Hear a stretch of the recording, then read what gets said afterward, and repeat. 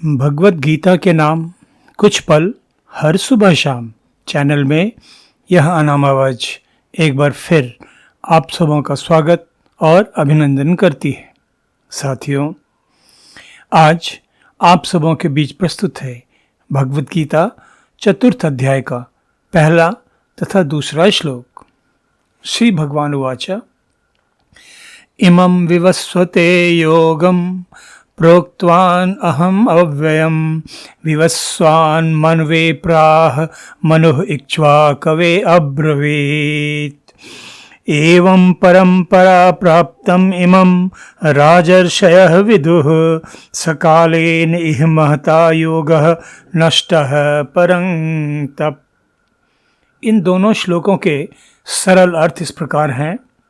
श्री भगवान बोले, हे अर्जुन, मैंने इस अविनाशी योग को विवस्वान अर्थात सूर्य से कहा था।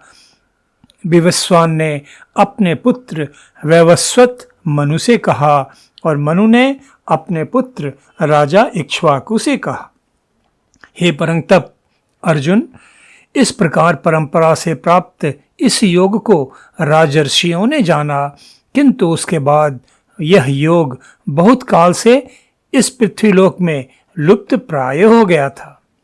साथियों, भगवत गीता चतुर्थ अध्याय के इन श्लोकों के अर्थ तो बिल्कुल स्पष्ट हैं, किंतु यहाँ ध्यानपूर्वक समझने की बात यह है कि अर्जुन को इस दिव्य ज्ञान की प्राचीनता के बारे में बतलाने के पीछे योगेश्वर श्री कृष्ण का आखिर क्या उद्देश्य है।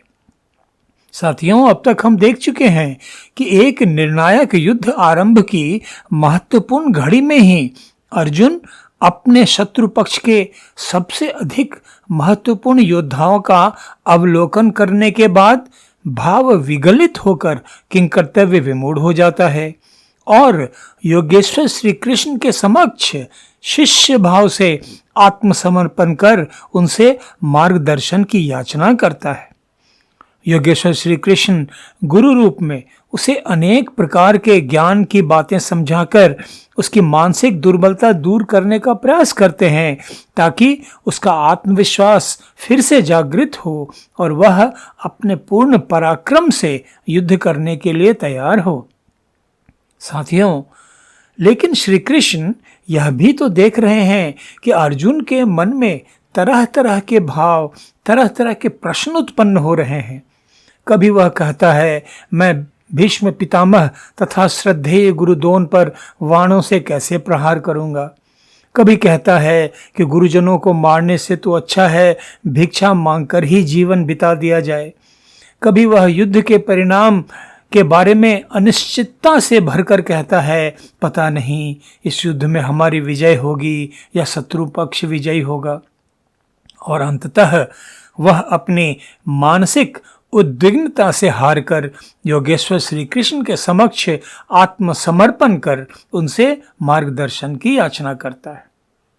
इतना ही नहीं, योगेश्वर श्री कृष्ण द्वारा दिए जा रहे उपदेशों को सुनने के क्रम में भी अर्जुन के मन में तरह तरह के प्रश्न उत्पन्न हो रहे हैं। इसलिए वह श्री कृष्ण से कभी स्थित प्रज्ञ मनुष्य के लक्षणों के बारे में पूछता है, कभी ज्ञान योग तथा कर्म योग की तुलनात्मक श्रेष्ठता के बारे में प्रश्न करता है।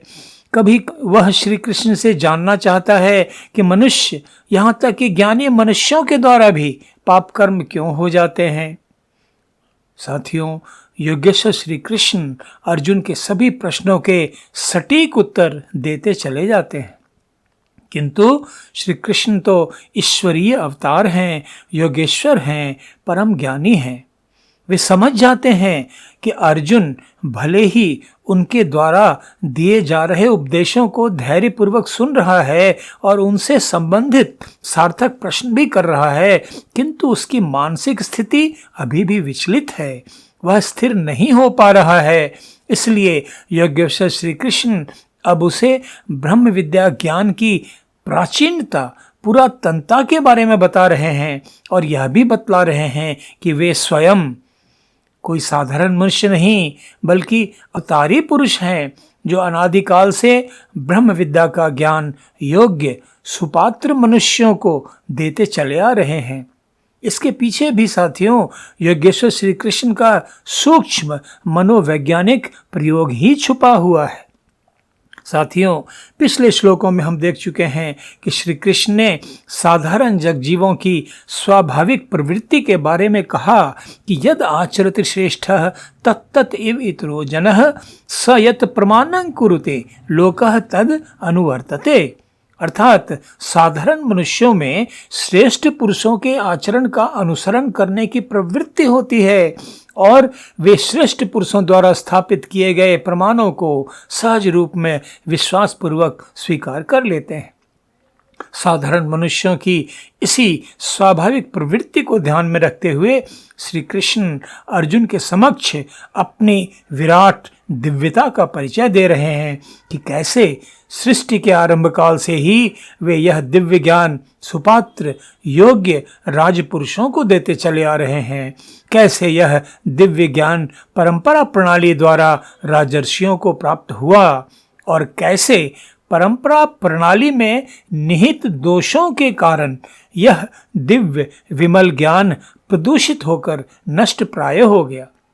इस प्रकार योगेश्वर श्री कृष्ण का उद्देश्य यह है कि अर्जुन यह समझे कि वे कोई साधारण मनुष्य नहीं हैं, बल्कि एक परम श्रेष्ठ दिव्य सत्ता है और उनके द्वारा दिए जा रहे उपदेशों तथा भांति भांति के ज्ञान का महत्व समझे हुए अर्जुन की मानसिक स्थिति दृढ़ हो जाए और वह अपने कर्तव्य पालन में प्रवृत्त हो।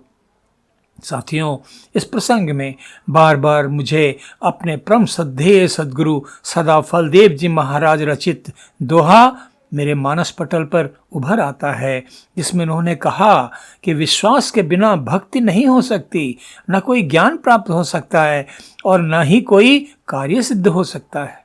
उन्होंने कहा, बिन विश्वास न भक्ति है, बिन विश्वास न नाम, बिन विश्वास न ज्ञान है, सिद्ध न कवनो काम।